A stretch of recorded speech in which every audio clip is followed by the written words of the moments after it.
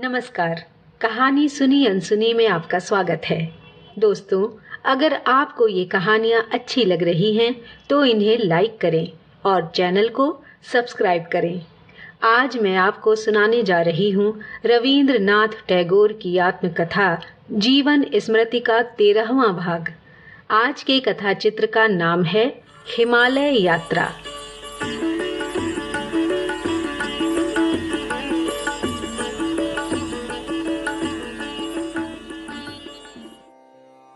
जनेऊ के वक्त सिर मुंडाकर बड़ी चिंता में पड़ गया। अब स्कूल कैसे जाऊंगा? गाय के प्रति विदेशी लड़कों का अंदरूनी लगाव चाहे जैसा हो, लेकिन ब्राह्मणों के लिए उनमें भक्ति नहीं होती। लिहाजा घुटे हुए सिर पर वे और कोई चीज यदि ना भी बरसाएं तो कम से कम हंसी की बौछार तो करेंगे ही। इसी चिंता के समय एक दिन तीसरी मंजिल से मेरी पुकार हुई। पिताजी ने पूछा कि मैं उनके साथ हिमालय जाना चाहता हूँ या नहीं। चाहता हूँ ये बात अगर मैं जोर से आसमान फाड़ने वाली आवाज में कह सकता तो मन के भाव के अनुसार जवाब देता, कहाँ बंगला अकादमी और कहाँ हिमालय पहाड़। घर से सफर पर जाते वक्त पिताजी ने अपनी सदा की रीति के अनुसार सब घर वालों को इकट्ठा करके दालान में पूजा की। बड़ों के पैर छूकर पिताजी के साथ मैं गाड़ी पर जा बैठा। मेरी उम्र के हिसाब से पहली बार मेरे लिए पोशाक बनी। कौन सा कपड़ा किस रंग का हो, खुद पिताजी ने उसके लिए फरमाइश की थी। सिर के लिए जरीदार मखमल की एक गोल टोपी बनी थी। वह मेरे हाथ में ही थी, क्योंकि घुटे हुए सिर पर टोपी पहनने में मन से मुझे ऐतराज था। गाड़ी पर बैठते ही पिताजी ने कहा, टोपी पहन लो। पिताजी के सामने इन सब बातों को निभाने में किसी तरह की टाल मटोल किसी के लिए भी मुमकिन न थी। झिझकते हुए भी सिर पर टोपी पहननी ही पड़ी। रेलगाड़ी में जरा सा मौका पाते ही मैं टोपी उतार कर रख देता, लेकिन पिताजी की नजर को मैं एक बार भी धोखा न दे सका। उसी वक्त फिर उसे सिर पर रखना पड़ता। पिताजी की छोटी से लेकर बड़ी तक सारी योजनाएं और काम बहुत ही उचित होते थे। वो अपने मन में किसी चीज को धुंधला नहीं देख सकते थे और उनके कामों में भी जैसे तैसे पूरा कर देने का कोई भाव नहीं था। उनके लिए दूसरों के और दूसरों के लिए उनके कर्तव्य बिल्कुल तय थे। हमारी जातीय आदतें काफी ढीली ढाली हैं। थोड़ा बहुत इधर उधर होने को हम किसी कमी में नहीं गिनते। इसीलिए उनके साथ बर्ताव में हम सबको बहुत डरा डरा और चौकन्ना रहना पड़ता था। जरा सा 19-20 होने पर मुमकिन है कि कुछ नफा नुकसान न हो, लेकिन उससे व्यवस्था में जो जरा सा फर्क पड़ता था उससे उन्हें चोट पहुंचती थी। वो जिस बात का निश्चय करते थे उसके हर जर्रे को जैसे अपने मन की आंखों से साफ साफ सामने कर लेते थे। यही वजह है कि किसी काम काज में कौन सी चीज कहाँ रहेगी, कौन कहाँ बैठेगा और किस पर कौन से काम की कितनी जिम्मेदारी रहेगी, इस सब कुछ के बारे में शुरू से लेकर अंत तक की बातें मन में तय कर लेते थे और किसी भी हालत में कहीं कुछ भी उससे अलग हटकर नहीं होने देते थे। उसके बाद जब वो काम हो जाता था तब कई लोगों से उसका ब्यौरा सुनते थे। हर ब्यौरे को मिलाकर और अपने मन में उसे जोड़कर उस घटना को वे साफ तौर पर देखने की कोशिश करते। इस बारे में हमारे देश की जातीय आदतें उनमें कतई नहीं थी। उनके निश्चय और विचारों में, व्यवहार और काम धाम में जरा भी कहीं कोई ढीलेपन की गुंजाइश नहीं रहती थी।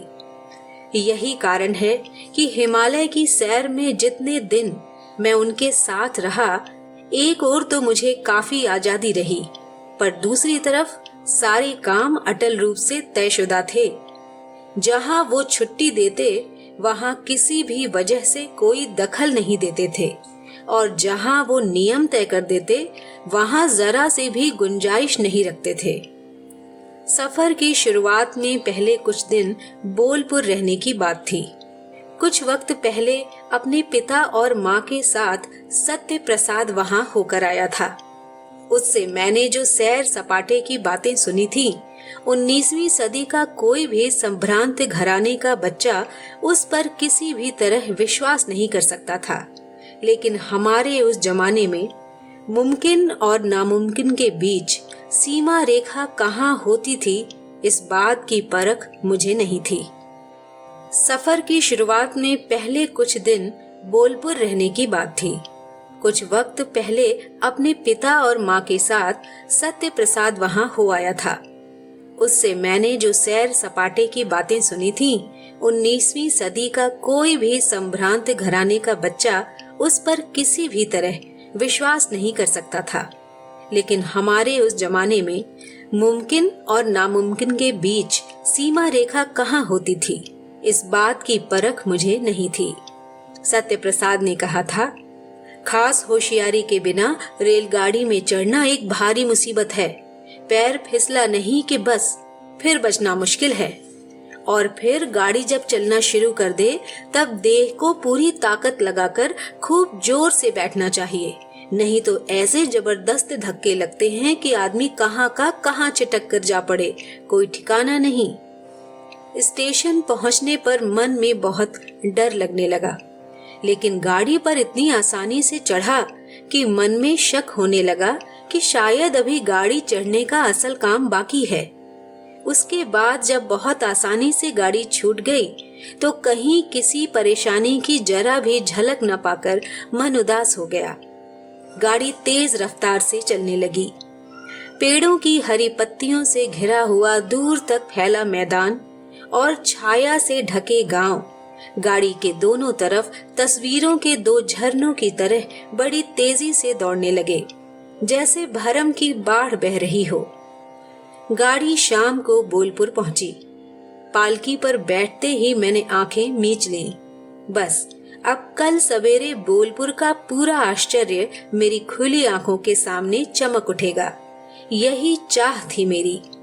शाम के धुंधलके में कुछ कुछ झलक सी आज ही मिल गई तो कल की न खत्म होने वाली खुशी में खलल पड़ जाएगा। सवेरे उठकर कांपते दिल से मैं बाहर आकर खड़ा हुआ। पहले सैर करके जा चुके लोगों ने मुझसे कहा था कि दुनिया की अनेक जगहों के साथ बोलपुर का एक खास फर्क ये है कि कोठी से रसोई घर में जाने के रास्ते में वैसे तो किसी तरह की कोई रुकावट नहीं है, फिर भी देह पर धूप या बारिश कुछ भी नहीं लगती। मैं उस अजीब रास्ते की खोज में निकल पड़ा। आप ये सुनकर हैरान होंगे कि उस रास्ते का आज तक मैं पता नहीं लगा सका। हम लोग शहर के बच्चे ठहरे, पहले कभी धान के खेत नहीं देखे थे और चरवाहे लड़कों की बात किताब में पढ़कर उनकी बड़ी मोहक कल्पना मन पर अंकित कर रखी थी। सत्य प्रसाद से सुना था कि बोलपुर के मैदानों में चारों तरफ धान के खेत ही खेत दिखाई देते हैं और वहां चरवाहे लड़कों के साथ खेलना रोज की बात है। धान के खेतों से चावल इकट्ठा करके भात बनाकर उन लड़कों के साथ बैठकर खाना उस खेल का एक खास हिस्सा है। बेचैन होकर मैं चारों तरफ देखने लगा, लेकिन हाय, उस उजाड़ में कहां तो वहां धान के खेत थे और कहां चरवाहे लड़कों के संग भात पकाकर एक साथ खाना। गाय चराने वाले लड़के मैदान में कहीं हो तो हो, लेकिन उन्हें चरवाहे लड़कों की शक्ल में पहचानने का कोई उपाय नहीं था। जो नहीं देखा उसका दुख मिटाने में देर न लगी। जो कुछ देखा वही मेरे लिए काफी था। वहां नौकरों की हुकूमत नहीं थी। वहां भूमि रूपी लक्ष्मी ने दिशा के छोर पर नीली रेखा की सिर्फ एक ही चहार दीवारी कायम कर रखी थी और वह मेरे खुलकर घूमने फिरने में किसी तरह की रुकावटें नहीं पहुंचा रही थी। वैसे तो मैं बहुत ही छोटा था, फिर भी पिताजी की तरफ से मेरी इच्छा अनुसार घूमने फिरने में किसी तरह की कोई रुकावट नहीं थी।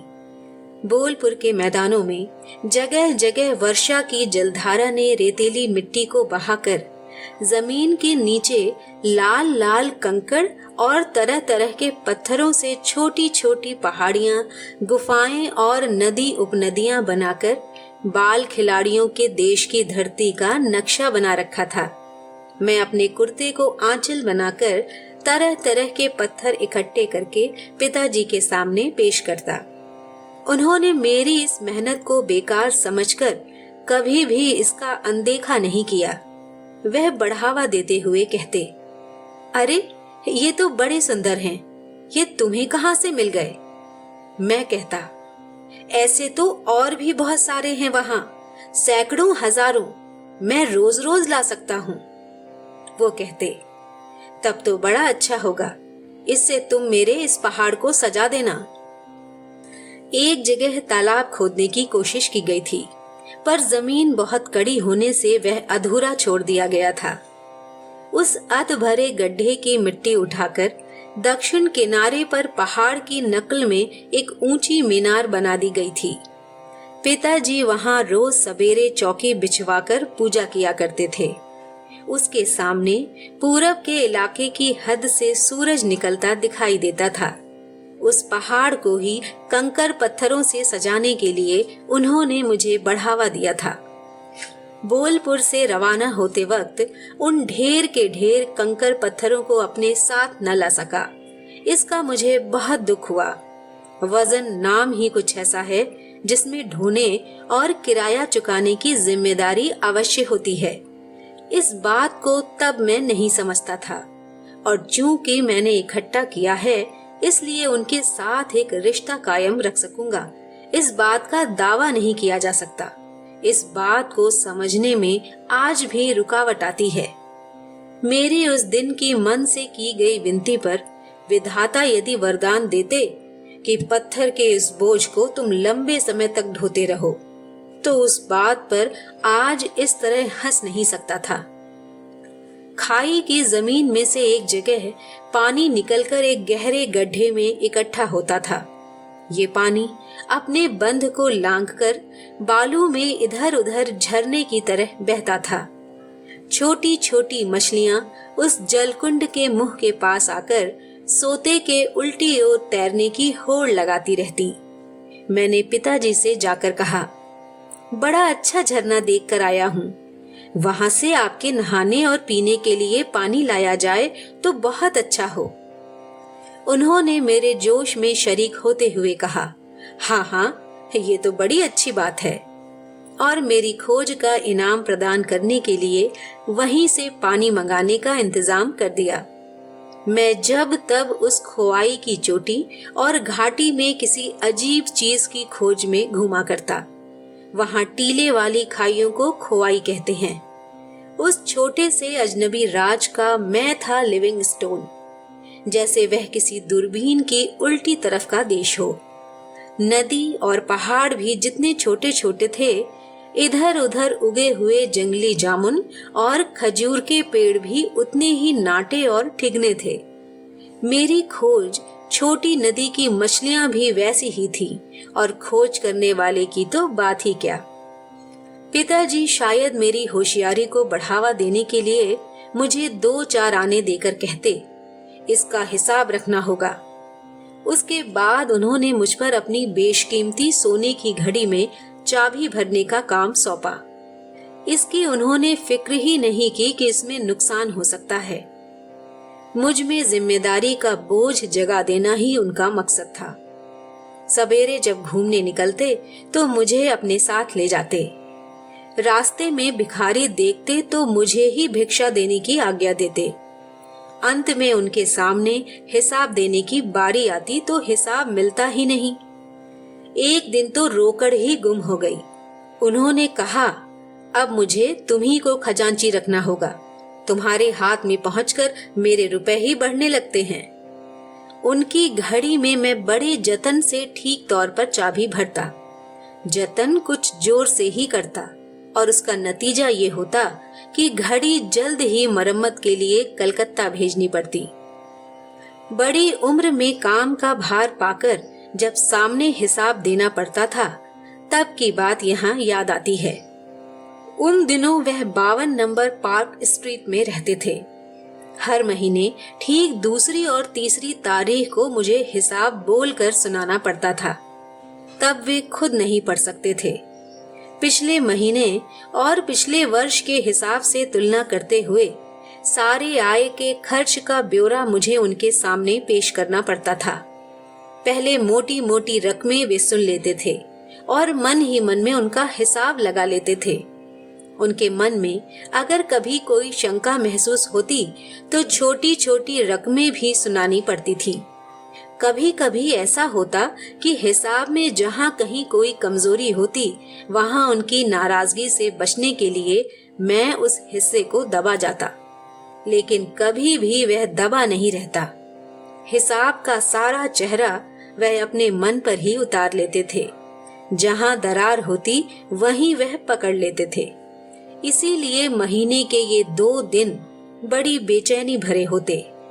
पहले ही कह चुका हूँ कि अपने मन के द्वारा सभी चीजों को साफ तौर पर देख लेना उनकी आदत थी। फिर चाहे हिसाब हो या कोई सामान या किसी काम की योजना। शांति निकेतन का नया मंदिर वगैरह बहुत सी चीजें उन्होंने आंखों से नहीं देखी, लेकिन जो भी कोई शांति निकेतन देखकर उनके पास गया है, हर एक से बातें सुनकर उन्होंने अनदेखी चीजों को भी मन में पूरी तरह उतारे बिना नहीं छोड़ा। उनकी याददाश्त और बातों को मन में बिठा लेने की ताकत गैर मामूली थी। इसी वजह से एक बार अपने मन पर जिसे वह उतार लेते वह किसी भी तरह मिटता ही नहीं था। भगवत गीता में पिताजी की पसंद के श्लोक निशान शुदा थे। उन्होंने बंगला अनुवाद के साथ उनकी नकल करने का जिम्मा मुझ पर सौंपा। घर में मेरी कोई गिनती नहीं थी और यहाँ मुझ पर ऐसे भारी भरकम काम का भार पड़ने से मैं उसकी अहमियत खूब अच्छी तरह महसूस करने लगा। इस बीच मैंने उस फटी पुरानी नीली कॉपी को विदा करके उसकी जगह एक जिल्ददार तारीखों वाली डायरी ले ली थी। अब खाता बही और बाहरी साज सामान से कवित्व की इज्जत रखने की तरफ मेरी नजर गई। केवल कविता लिखना ही नहीं बल्कि अपनी कल्पना के सामने अपने को कवि के रूप में खड़ा करने की कोशिश भी चालू हो चुकी थी। यही कारण है कि बोलपुर में जब मैं कविता लिखता था तब मुझे बगीचे में जाकर एक नन्हे से नारियल के पेड़ के नीचे जमीन पर पैर फैलाकर कॉपी भरना अच्छा लगता था। ये ढंग मुझे कॉपियों के लिए उपयुक्त मालूम होता।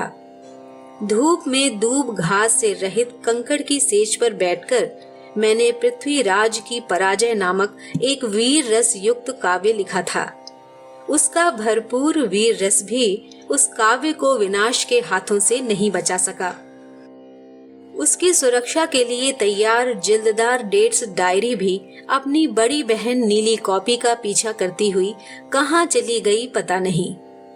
बोलपुर से रवाना होकर साहबगंज, दानापुर, इलाहाबाद, कानपुर वगैरह जगहों पर टिकते हुए अंत में हम लोग अमृतसर जा पहुँचे। रास्ते में एक घटना हुई थी जो अब भी मेरे मन पर साफ साफ अंकित है। किसी एक बड़े स्टेशन पर गाड़ी ठहरी। टिकट चेकर ने आकर हम लोगों के टिकट देखे। उसने एक बार मेरे मुंह की ओर देखा। उसके मन में न जाने क्या शक पैदा हुआ, पर कुछ कहने की हिम्मत नहीं हुई। कुछ देर बाद फिर एक आदमी आया। दोनों हमारे डिब्बे के दरवाजे के आगे ताक झांक करके फिर चले गए। तीसरी बार शायद खुद स्टेशन मास्टर आ पहुंचा।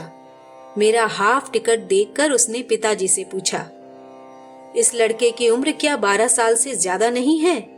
पिताजी ने कहा, नहीं। तब मेरी उम्र थी 11 साल। उम्र से मेरी बुद्धि जरूर कुछ ज्यादा हो गई थी। स्टेशन मास्टर ने कहा, इसके लिए पूरा किराया देना पड़ेगा। पिताजी की आंखों से चिंगारियां छूटने लगीं। उन्होंने उसी वक्त बक्स से रुपए निकाल कर दे दिए। किराए की राशि काटकर बाकी के रुपए जब उसने वापस दिए तो पिताजी ने उन रुपयों को लेकर बाहर फेंक दिया। रुपए प्लेटफॉर्म के पत्थरों पर बिखरकर झन झन बज उठे।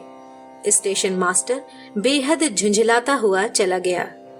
रुपए बचाने के लिए वह झूठ बोलेंगे, इस शक के ओछेपन ने स्टेशन मास्टर का सिर झुका दिया।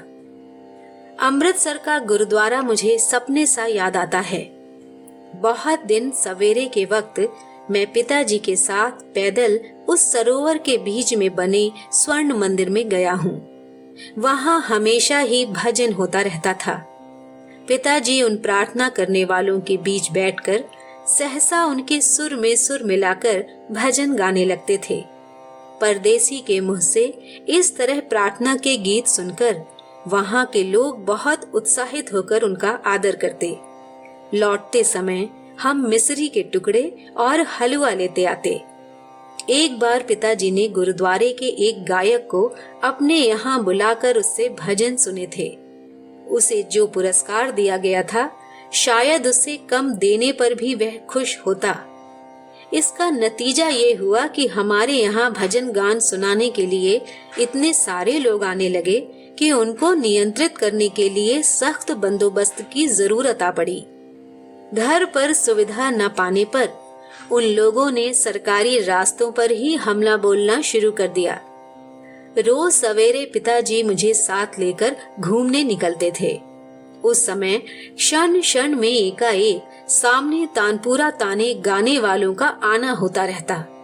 जिस चिड़िया के बारे में शिकारी को सब कुछ मालूम है, वह किसी के कंधे पर बंदूक की नली देखकर जिस तरह चौंक उठता है, रास्ते में दूर किसी एक कोने में तानपुरे का सिरा देखते ही हमारी भी वैसी ही हालत होने लगी। लेकिन शिकार सयाना हो उठा था, ऐसा कि उनके तानपुरे का सुर कोरी आवाज का ही काम करता था। वो हमें दूर भगा देता था, किंतु हमारा शिकार नहीं कर सकता था। जब शाम होने लगती तो पिताजी बगीचे के सामने बरामदे में आकर बैठते। तब उन्हें ब्रह्म संगीत सुनाने के लिए मेरी पुकार होती। चारों ओर चांदनी छिटक रही थी। मैंने विहाग गाना शुरू किया। तुम बिन को प्रभु संकट निवारे, को सहाय भव अंधकारे। वो चुपचाप सिर झुकाए पालथी पर हाथ जोड़े सुन रहे थे। वो रूप आज भी मुझे ज्यों का त्यों याद आता है। पहले ही कहा जा चुका है कि एक दिन मेरी अपनी रचना 2 आध्यात्मिक कविताएं श्रीकंठ बाबू के मुंह से सुनकर पितृदेव हंसे थे। उसके बाद बड़ी उम्र में मैं उनसे बदला ले सका था। उस बात का मैं यहाँ उल्लेख करना चाहता हूँ। एक बार माघ महीने के त्योहार के दिन सन 1943 में सुबह और शाम के समय मैंने बहुत से गीत बनाए थे। उनमें से एक गीत था, नयन तुम्हें देख न पाते, तुम हो नयन नयन में। पिताजी तब चुचड़ा में रहते थे। वहां मेरी और ज्योति भाई साहब की पुकार हुई। पिताजी ने ज्योति भाई साहब को हारमोनियम पर बैठाकर मुझसे एक एक करके सारे के सारे नए गीत गाने को कहा था। कोई कोई गीत दोबारा भी गाना पड़ा था। जब गाना खत्म हो गया तो उन्होंने कहा, देश के राजा यदि देश की भाषा जानते और साहित्य की कद्र समझते होते तो कवि को वे जरूर पुरस्कार देते। राजा की तरफ से जब इसकी कोई उम्मीद ही नहीं तो मुझे ही वो काम करना पड़ेगा। इतना कहकर उन्होंने 100 रुपए का एक चेक लिखकर मेरे हाथ में दे दिया। पिताजी मुझे अंग्रेजी सिखाने के लिए पीटर पार्लेज टेल्स सीरीज की बहुत सी किताबें अपने साथ लेते आए। उनमें से बेंजामिन फ्रैंकलिन की जीवनी को उन्होंने मेरे पढ़ने के लिए चुन लिया। उन्होंने समझा था कि जीवनी बहुत कुछ कहानी जैसी लगेगी और उसके पढ़ने से मुझे लाभ होगा, लेकिन पढ़ाते वक्त उन्हें अपनी भूल मालूम हो गई। बेंजामिन फ्रैंकलिन बहुत अक्लमंद आदमी थे। उनकी हिसाबी और कामकाजी धर्मनीति की संकीर्णता पिताजी को पीड़ा देने लगी। पढ़ाते समय किसी किसी जगह फ्रैंकलिन के खालिस दुनियावादी जानकारी की मिसाल और उपदेश भरे वाक्यों से वह बहुत झुंझला उठते और उस सबसे विरोध जाहिर किए बिना उनसे रहा न जाता। इसके पहले मुग्ध बोध याद करने के सिवा संस्कृत पढ़ने की ओर कोई चर्चा नहीं हुई। पिताजी ने मुझे एकदम ऋजुपाठ द्वितीय भाग पढ़ाना शुरू कर दिया और उसके साथ ही विद्यासागर की उपक्रमणिका में से शब्दों के रूप याद करने के लिए कहा। बंगला हम लोगों को इस तरह पढ़नी पड़ी थी कि उससे हमारी संस्कृत शिक्षा का काम बहुत कुछ आगे बढ़ता था। पिताजी बिल्कुल शुरू से ही मुझे भरसक संस्कृत रचना लिखने में बढ़ावा दिया करते थे। मैं जो कुछ पढ़ता था उसी के शब्दों को उलट पुलट कर लंबे लंबे समासों में गूंथकर जहां तहां इच्छानुसार अनुस्वार लगाकर देव भाषा को राक्षसों के दर्जे की बना देता था। लेकिन पिताजी ने मेरी इस मूर्खता को एक दिन भी हंसी मजाक के तौर पर नहीं लिया। इसके सिवा वे प्रॉक्टर लिखित आसानी से समझ में आने वाली अंग्रेजी ज्योतिष की पुस्तकों में से बहुत से विषय मुझे जुबानी समझाते रहते और मैं उन्हें बंगला में लिख लिया करता। अपने पढ़ने की जो पुस्तकें वह अपने साथ लाए थे उनमें से एक सीरीज मेरे आंखों में बहुत खटकती थी। वो था 10-12 जिल्दों में एडवर्ड गिबन का रोम। देखने से ऐसा नहीं लगता कि उसमें जरा भी कुछ रस होगा। मैं मन ही मन सोचता, मुझे तो मजबूर होकर बहुत सी चीजें पढ़नी पड़ती हैं क्योंकि मैं लड़का ठहरा, मेरे लिए कोई चारा नहीं। किंतु ये तो तबीयत ना चाहे तो नहीं भी पढ़ते, फिर इतनी तकलीफ क्यों। अमृतसर में महीने भर रहे। वहां से चैत के आखिर में हम डलहौजी पहाड़ के लिए रवाना हो गए। अमृतसर में मेरे दिन नहीं कट रहे थे। हिमालय का बुलावा मुझे चैन नहीं लेने दे रहा था। वहां जाकर जब मैं डोली में बैठकर पहाड़ की चढ़ाई तय कर रहा था तो देखा कि पहाड़ की ऊंचाई निचाइयों में तरह तरह की चैती फसल ने सतह सतह और कतार कतार में खूबसूरती की आग सी जला रखी है। हम लोग सुबह ही दूध रोटी खाकर घूमने निकल जाते और दोपहर बाद डाक बंगले में आकर आराम करते। दिन भर मेरी आंख को आराम नहीं मिलता, इस डर से कि कहीं कोई चीज देखने से न रह जाए। जहां कहीं भी पहाड़ के किसी कोने में या रास्ते के किसी मोड़ में नए पत्तों से भरे पेड़ पौधों का झुंड गहरी छाया के साथ खड़ा रहता और तपस्या में लीन बूढ़े तपस्वियों की गोद के पास खेल में मग्न मुनियों की कन्याओं के समान झरनों की धाराएं उस छाया के नीचे से सिवार से ढके काले पत्थरों के पास से ठंडे गहरे अंधेरे के सुनसान अंचल से कल कल करती हुई झरती होती। वहीं डोली वाले डोली रखकर सांस लेते और मैं ललचाते भाव से सोचता रहता, ये सब जगहें मुझे क्यों छोड़नी पड़ रही हैं? यहीं रहें तो अच्छा हो। नई जान पहचान की यही एक बड़ी भारी खूबी है। मन तब मान नहीं पाता कि ऐसा और भी बहुत कुछ है। उसे जानते ही हिसाबी मन अपने लगाव के खर्चे में बचत की कोशिश करता है।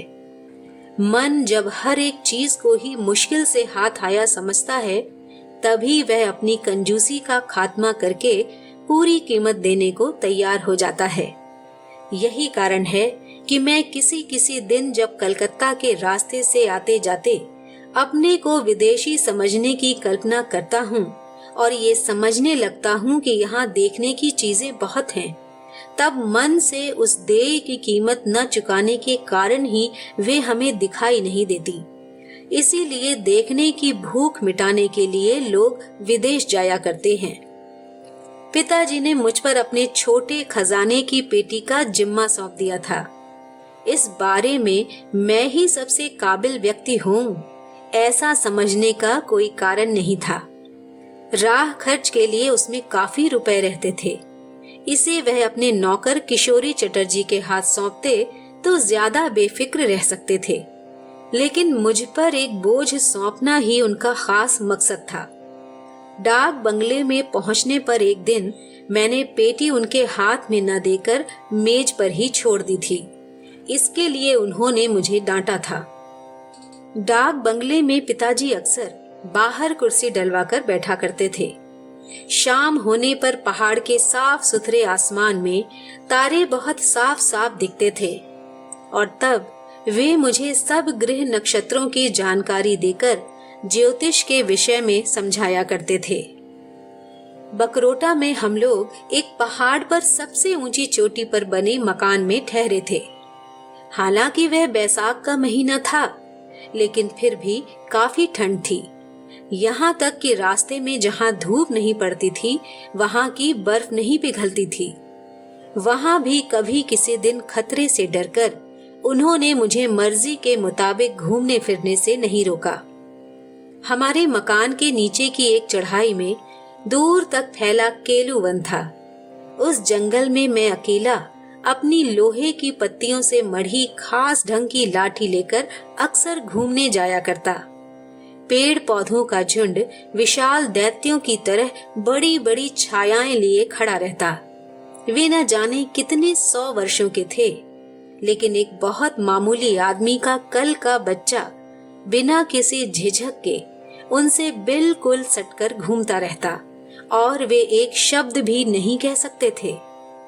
जंगल की छाया में दाखिल होते ही जैसे कोई खास छुअन सी मुझे महसूस होती, जैसे वह रेंगने वाले जीवों की देह की तरह गहरे ठंडेपन की छुअने हों और नीचे पड़े सूखे पत्तों के ढेर पर धूप छाया का मिलाप जैसे किसी आदिम रेंगने वाले जीव की देह पर अनोखी धारियां हों। मेरा सोने का कमरा एक किनारे पर था।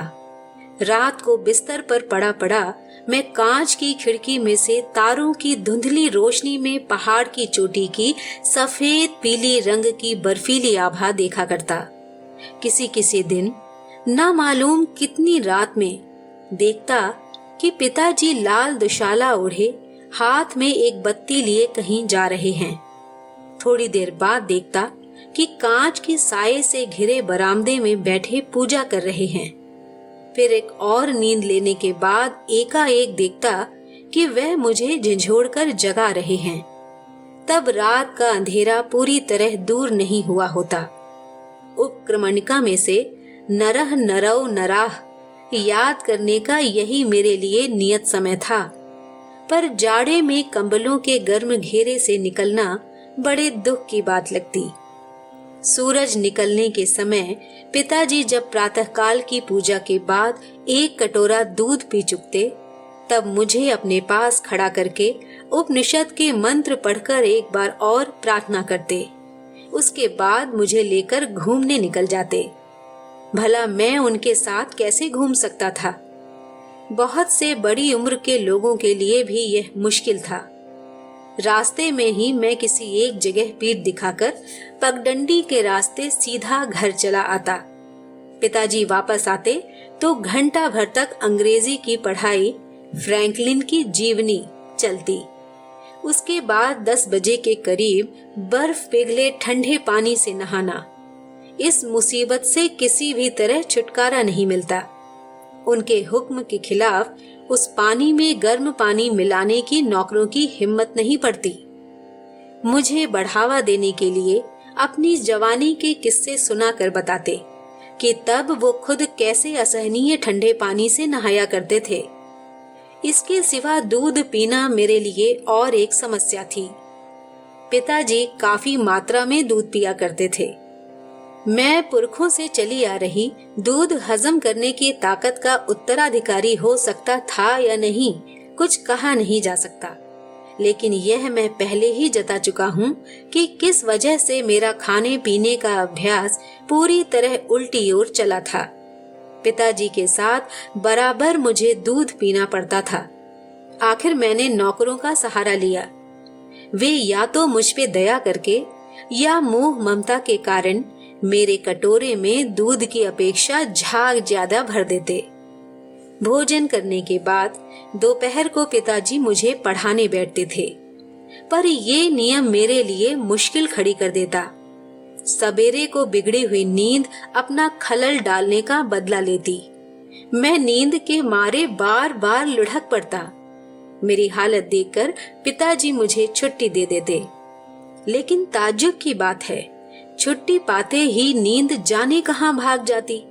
उसके बाद देवात्मा हिमालय की बारी आती। किसी किसी दिन दोपहर को लाठी हाथ में लिए एक पहाड़ से दूसरे पहाड़ पर चला जाता। पिताजी इस पर किसी तरह का बुरा नहीं मानते। उनकी जिंदगी के अंत तक मैंने देखा है कि वह किसी भी हालत में मेरी आजादी में खलल डालना नहीं चाहते थे। उनकी रुचि और मत के खिलाफ मैंने बहुत से काम किए हैं। वो चाहते तो मुझे तुरंत रोक सकते थे, लेकिन कभी भी उन्होंने ऐसा नहीं किया। इसके लिए वे धीरज से रुके रहते कि जो करना ही है उसे हम मन से करें। सच और सुंदरता को हम केवल बाहर से पाएं, इससे उनका मन खुश नहीं होता था। वह जानते थे कि सच से लगाव हुए बिना वह हासिल हो ही नहीं सकता, लेकिन सच को अगर किसी दबाव में, मजबूरी से अथवा और किसी तरह से मान लिया जाए तो फिर उसमें लौटने का रास्ता ही बंद हो जाता है। अपनी जवानी की शुरुआत में किसी समय मुझ पर सनक सवार हुई कि बैलगाड़ी में बैठकर ग्रांड ट्रंक रोड से ठेठ पेशावर तक जाऊंगा। मेरी इस पेशकश का किसी ने भी समर्थन नहीं किया और उसमें ऐतराज की भी बहुत सी बातें थीं। लेकिन मैंने जब पिताजी से ये बात कही तो उन्होंने कहा, ये तो बड़ी अच्छी बात है। रेलगाड़ी की सैर को भी क्या सैर कहा जा सकता है। और फिर वह खुद कैसे कैसे पैदल और घोड़ा घड़ी वगैरह में सैर कर चुके थे उसका किस्सा सुनाने लगते। इस बात का उन्होंने जिक्र तक नहीं किया कि इससे मुझ पर कोई मुसीबत या तकलीफ आ सकती है। और एक बार जब मैं आदि ब्रह्म समाज का मंत्री था, पिताजी को पार्क स्ट्रीट वाले मकान में जाकर मैंने कहा, आदि ब्रह्म समाज की वेदी पर ब्राह्मण के सिवा दूसरी जाति के आचार्य नहीं बैठते। इस बात को मैं अच्छा नहीं समझता। उन्होंने उसी वक्त मुझसे कहा, अच्छी बात है, अगर तुमसे बन सके तो तुम इसका हल निकालना। जब उनका आदेश मिल गया तो देखा कि हल ढूंढने की ताकत मुझ में नहीं है। मैं केवल अधूरेपन को ही देख सकता हूँ, लेकिन पूरेपन का आविष्कार नहीं कर सकता। आदमी कहाँ है? ठीक आदमी का चुनाव कर सकूं ऐसा जोर कहाँ है? तोड़कर उसकी कुछ जगह बना सकूं ऐसे साधन कहाँ हैं? जब तक सही आदमी अपने आप नहीं आ जुटता, तब तक कोई एक बंधा हुआ कायदा ही अच्छा। यही उनके मन में था, लेकिन पल भर के लिए भी किसी रुकावट की बात करके उन्होंने मुझे निराश नहीं किया। जैसे वह मुझे पहाड़ पहाड़ियों पर अकेला घूमने देते थे, सच्चाई के रास्ते पर भी उसी तरह हमेशा उन्होंने मुझे अपनी मंजिल खुद तय करने की आजादी दी थी। मैं गलती कर बैठूंगा इसका उन्हें डर नहीं था, और तकलीफें झेलनी पड़ेंगी इसके लिए भी वे कभी परेशान नहीं हुए। उन्होंने मेरे सामने जिंदगी का आदर्श तो रखा था, लेकिन उसकी ओर हाँकने की कोशिश नहीं की। पिताजी के साथ मैं घर की बातें किया करता। घर से किसी का खत आते ही उन्हें दिखाता। बेशक मेरे पास से ऐसे बहुत से सुझाव पाते जिनकी और किसी के जरिए से पाने की कोई भी उम्मीद नहीं थी। बड़े भाई साहब द्विजेंद्र नाथ और मझले भाई साहब सत्येंद्र नाथ की कोई चिट्ठी आती तो वो मुझे पढ़ने के लिए देते। कैसे उन्हें चिट्ठी लिखनी चाहिए, इस बात की सीख मुझे इसी तरह मिली थी। इन सब बाहरी कायदों की शिक्षा को वह जरूरी समझते थे। मुझे अच्छी तरह याद है कि मझले भाई साहब की किसी चिट्ठी में लिखा था, कर्म क्षेत्र में उन्हें गलबद्ध रज्जु होकर जुटा रहना पड़ता है, यानी कि काम में उन्हें गले में रस्सी बांधकर जुटा रहना पड़ता है। ऐसी जगहों के कुछ वाक्यों का उन्होंने मुझसे अर्थ पूछा। मैंने जो अर्थ किया था वह उनके मन माफिक नहीं हुआ। उन्होंने दूसरा अर्थ किया, लेकिन मेरी ओर से एक ऐसी गुस्ताखी हुई कि उस अर्थ को मैंने कबूल नहीं करना चाहा। इस पर बहुत देर तक मैंने उनसे बहस की थी। कोई और होता तो जरूर मुझे घुड़क कर चुप कर देता, लेकिन उन्होंने धीरज के साथ मेरे जवाब को सहते हुए मुझे समझाने की कोशिश की थी। मुझे वह प्रायः हंसी मजाक के किस्से सुनाया करते थे। उनसे मैंने उस जमाने की रईसी की बहुत सी बातें सुनी थीं। ढाकाई धोती की किनारी सख्त मालूम होने से तब के शौकीन रईस लोग किनारी फाड़कर धोती पहनते थे। ऐसे किस्से मैंने उन्हीं से सुने थे। ग्वाला दूध में पानी मिलाता था, इसीलिए दूध की जांच करने के लिए नौकर रखा गया और फिर उसका काम देखने के लिए दूसरा जांचकर्ता बहाल किया गया और इस तरह जांच करने वालों की गिनती जितनी बढ़ने लगी, दूध का रंग भी उतना ही फीका और करीब कौवे की आंख की तरह सफेद नीला होने लगा। इसकी कैफियत देते समय ग्वाले ने बाबू को जताया कि जांच करने वाले यदि और भी बढ़ाए गए तो धीरे धीरे दूध में घोंघे और मछलियों का मिलना शुरू हो सकता है। यह किस्सा पहले पहले उन्हीं के मुंह से सुनकर मैं खूब हंसा था। इसके कई महीने बाद उन्होंने मुझे किशोरी चटर्जी के साथ कलकत्ता भेज दिया। तो दोस्तों, ये था जीवन स्मृति का 13वां भाग। अगली बार आपसे फिर मिलूंगी एक नए कथा चित्र के साथ। नमस्कार।